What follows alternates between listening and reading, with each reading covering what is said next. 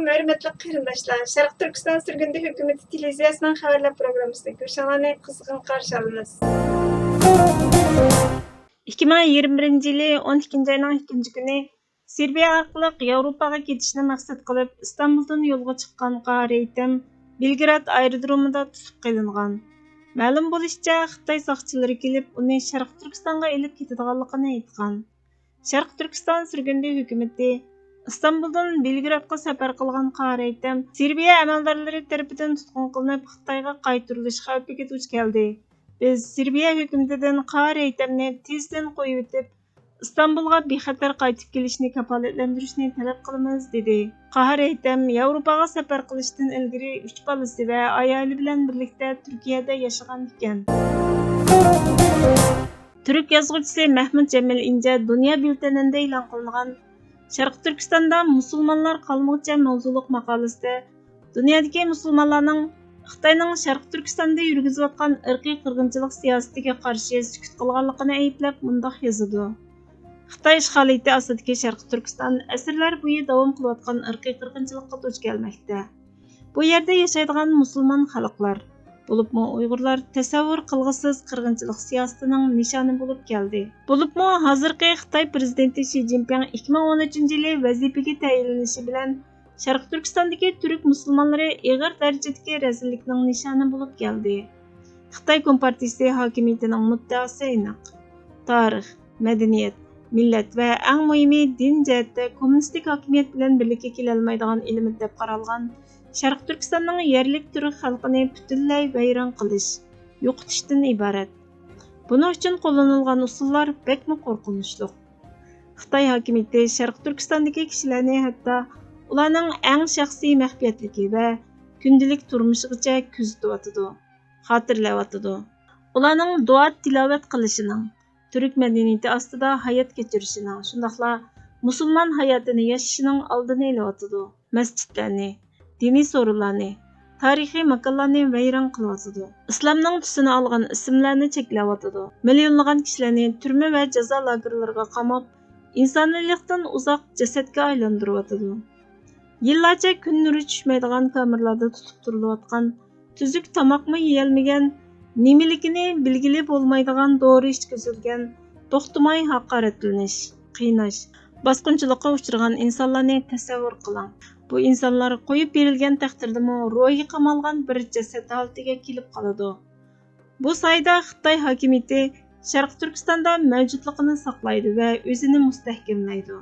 100 minglagan ayollar Xitoy jazo lagerlarida sistemli holda bosqinchilikqa uchrayotidi. Xitoy hokimiyati uchun ishlaydigan erlar majburiy holda oilasiga qamalgan ayollarning uylariga o'rinlashtirilyotidi. Xitoyning vakolatchilari turk uylariga kirgan bundoq ahvolda 100 minglagan musulmon ayollarning hayoti vayron bo'ladi. To'xtamay tahdid va kuzatish, bosqinchilik, parakandchilik ostida yashaydigan musulmon turklar hayot qolgan taqdirdami jonsiz jismga o'xshab qoladi. Sharq Turkistonda yuz berayotgan ishlar amaliyotda har bir inson va har bir musulmonning kun tartibidagi moddasi bo'lishga tegishli echinishli voqealardir. Qandaqla bo'lmasin, dunyodagi musulmonlarning bu masalaga bo'lgan umumiy qarshi boshqa muhim masalalarga o'xshash nazariy muloyiza va ayblash bilan cheklanyotidi. Ayblash hech nimani o'zgartirmasmi?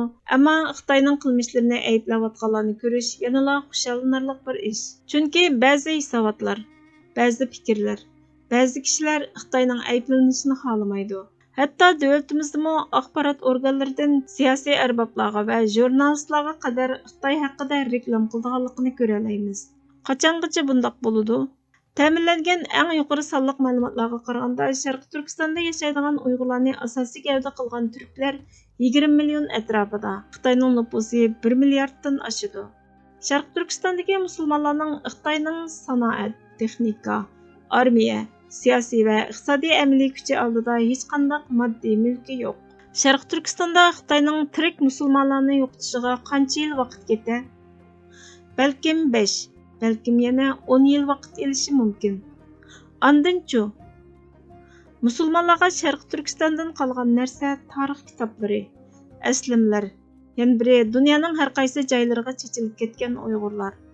Albatta, ular Xitoyga topshirib berilmay, aman-esan panolanayotgan dövlətlərdə turalısıla. İntayın qimmatli fikir rəhbərləri, yazğıçılar və obzorçular bugünkü gündə İndülüs haqida so'zlaganga o'xshash Turkiston haqida so'zlaydigan yig'inlarni o'tkazsa bo'ladimi? Yoki Turkiston tajribasi degan kitoblar yozilsa bo'ladimi? İspaniyaning janubida Puerto del Suero del Moro, ya'ni azob chekkan mag'riblikning darvozasi deb ataladigan bir yer bor. Aytishlariga qaraganda 1492-yili Andalustagi eng oxirgi islom davlati Granada amirligining 12-amiri Muhammad shaharni topshirganda chekinishga majbur qiladi. Bu rayonga oxirgi qatim kelib, shahar tarafga qarab turib yig'laydi. Anasi uningga qarab, erkakdek qo'g'diyolmading, endi ayoldek yig'la degandek ma'noda bir gap qiladi. Kunlarning birida Sharq Turkiston uchun yig'lashdan nomus qilmasmizmi? Balochiston xalqi 18 kundan ortiq vaqtdan beri ichimlik suvi va davolash, tok bilan ta'minlash, xizmat, maktab sharoitini yaxshilash, Iran bilan bo'lgan ochiq chegara munosabati, shundaqla Xitoylarni qo'g'lab chiqarish qatorliq Balochistonning normal huquqini talab qilib namoyish o'tkazmoqda. Pokiston hukumati 5500 nafar soqchini namoyishni besiqtirish uchun avatgan va buni xalqaro jamiyatdan yoshirin tutgan. Xitoymo bundaq bir namoyishning ilib berilmaganligini, buning tamoman bir uydurma ekanligini aytgan. Ammo talablari qondirilmoqcha namoyishni davomlashtirganligini aytishgan. Vaqtning o'tishiga ergishib harakat texmi kuchaygan.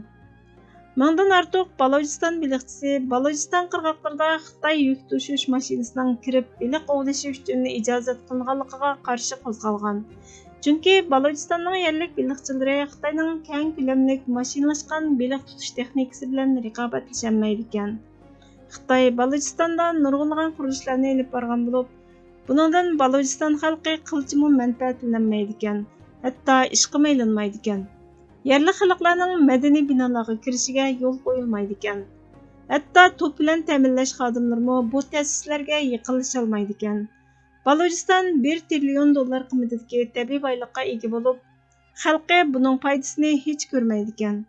Xabarlarga qaraganda 6000 dan ortiq xalq Balochistonda g'oyib qilingan.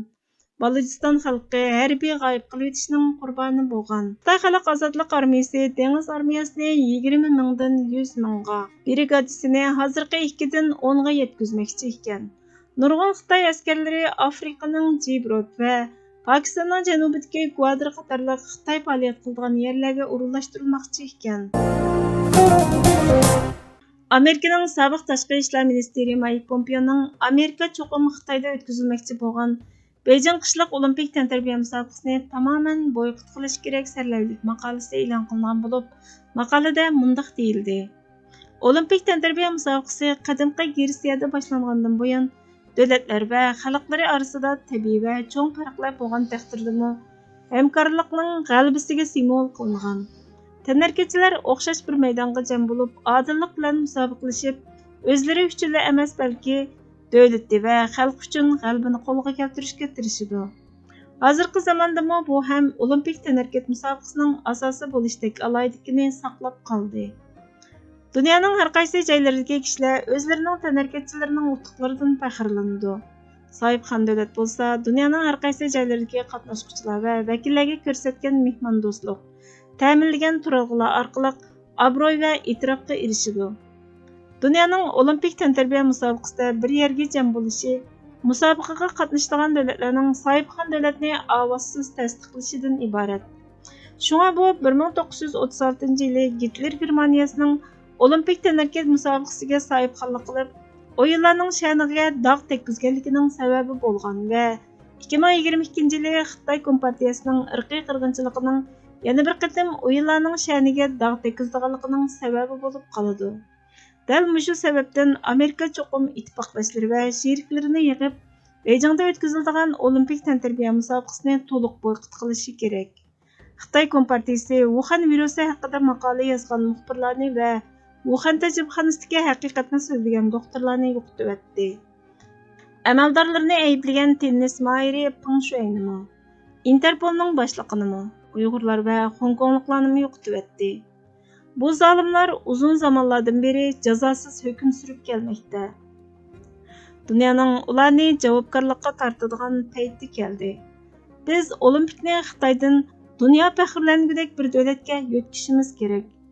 Olimpik musobaqasini xalqarалық sahnada qoida va o'lchamlarga hurmat qilmaslikqa ko'nib ketgan bir davlatda o'tkazish urf-odatga xiyonat qilganlik. Xitoy o'zini bizning raqobatchimiz emas, balki raqibimiz deb qaraydi.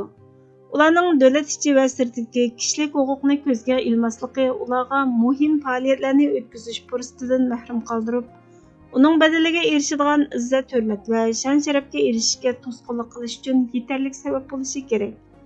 Bu ham bizning Xitoy Kompartiyasini masxir qilib ayblashimiz uchun qonuniy asos bilan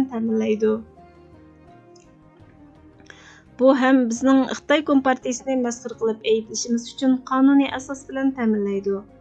Bizning mas'uliyatchan Amerika rahbarlarimiz Peng Shuayning beshiga kelganlarga qandoq qaraydi va tanarkatchilarimizning Xitoy chegarasi ichida bexatar bo'la oladiganligidek natijaga qandoq erisha oladi? Olimpikni boykot qilish faqat siyosiy bayon bo'lib qolmay, yana tanarkatchilarimizning sog'lomligi va bexatarligiga foydali. Olimpik va NBA Xitoy Kompartiyasining harakati sababidan Xitoydagi musobaqani vaqtincha to'xtatgan Dunyo tennis to'p jamiyatining rahbarligiga ergashishi kerak. Tramp hukumatining oxirgi mezgillarida biz Xalqaro Olimpik komitetini Olimpik tantarbiya musobaqasini o'tkazishga qoyil qilish uchun dunyodagi har qaysi davlatlar ittifoqini kuchaytirishga tirishdik. Bayden hukumati Olimpik tanarkat musobaqasini o'tkazish uchun Amerikaning sheriklarini yig'ib, irqiy qirg'inchilik va qonliq bostirish bilan bulg'anmagan bir yerni topsa tex kechikmaydi. İnson haqlarini qo'g'dashda nima uchun Bayden hokimiyatiga qaraganda dunyo tennis to'p jamiyati dunyoga rahbarlik qila oladi? Bu kishini umidsizlantirdi. Tramp hukumati Xitoyning Uyg'urlarni bostirishini irqiy qirg'inchilik deb bekitdi. Biz 1930-yillarning tarixini bilamiz. Biz Germaniyada cho'ng qirg'inchilik yuz berganda qanchilgan yuqori darajalik rahbarlarning boshqa tarafga qaraganligini bilamiz. Bugungi kunda Xitoyda yuz berayotgan ishlar shu dahshatli voqealarni eslatib qolmasdan, balki ularni besib tushadigan, kishini hayron qoldiradigan potensialga ega. Barliq rahbarlar o'z mas'uliyatiga astoydil muomala qilib, Xitoy Kompartiyasining Uyg'ur xalqiga yurgizayotgan irqiy qirg'inchiligiga tuhfa qo'shmaydiganligiga kafolatlik qilishi lozim. Tanarkatchilarimiz Olimpik musobaqasiga qatnashish fursatiga loyiq.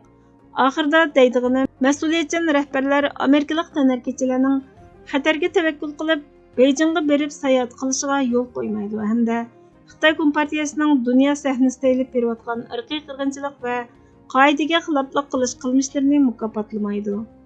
Olimpik tanarkat musobaqasi erkinlik, odillik, raqobat va mahoratning ifodasi. Xitoyning harakati bu sifatlarning hech biriga uyg'un emas. Dunyo cho'qim bu prinsiplarni cho'rdib ittifoqlashib, Xitoyni javobgarlikka tortishi kerak. Mustamlikachilarning Sharq Turkistonni sumirish va sunniy millat yaratish projektlarining qozonini o'rib tashlash yoki yangi ishlangan yog'och qozonlarda qaynab halok bo'lish va yoki qadimiylikka ega bo'lgan, ko'klari yer yuzining qatlariga, yaproqlari samoviy ko'k osmonga bog'langan va ko'k bayroqni to'q qilgan bir millatning dostonini tarix sahnasiga qayta olib chiqish, navbatda siyosatchilarimizdan tortib olim o'limalarimizgacha, tijoratchidan hunarvan kasblargacha barchamizning o'rtaq samimiyatda kuch chiqarishga qarashliq turibdi. Hurmatli ko'ruvchilar, xabarlarimizni ko'ngil olish uchun ko'p rahmat. Kelar qitimli programmamiz ko'rishguncha Allohga omonat bo'linglar.